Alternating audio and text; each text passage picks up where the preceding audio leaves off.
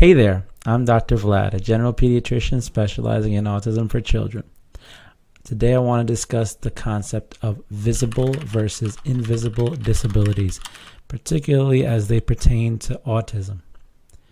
So many families who bring their child to a dentist's office or a doctor's office appointment let their providers know in advance that their child has autism. Sometimes when they walk into the office, they'll be greeted by a doctor or nurse and look at the child and say, "Oh, you have autism? But you look so normal."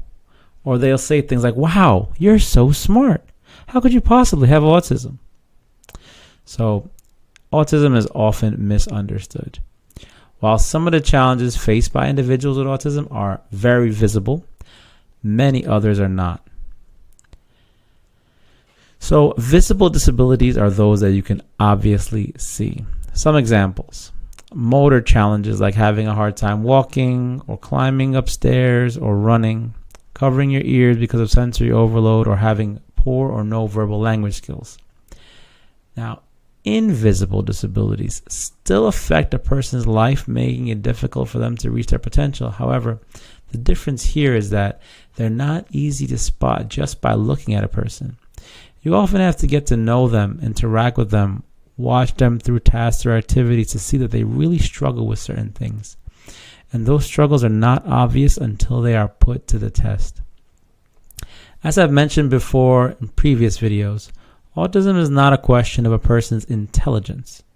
It's very specific to having impairments at home or work or school. It's caused by difficulties with social communication and restrictive and repetitive patterns of behavior.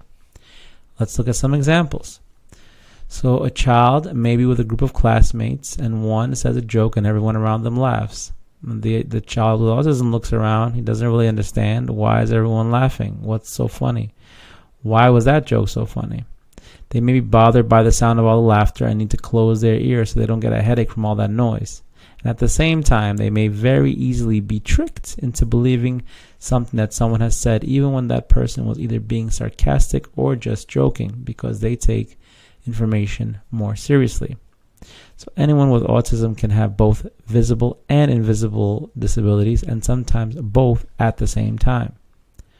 Also, over time, that which was very obvious, like a child who's under the age of 3 and nonverbal, may grow up to be an adult who can speak just as well, but a lot of their challenges are still there.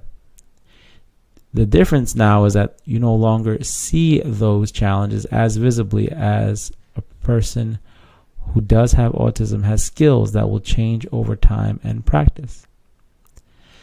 So for parents living in New York State, navigate autism with confidence. Call my office at the number below to start your child's tailored developmental journey today. Imagine a world where people don't automatically assume that someone does not have a disability with which they struggle just because of the way they look. Imagine a world where people understood the concept of invisible disabilities. Through advocating for people living with autism, we can help bring this world to reality.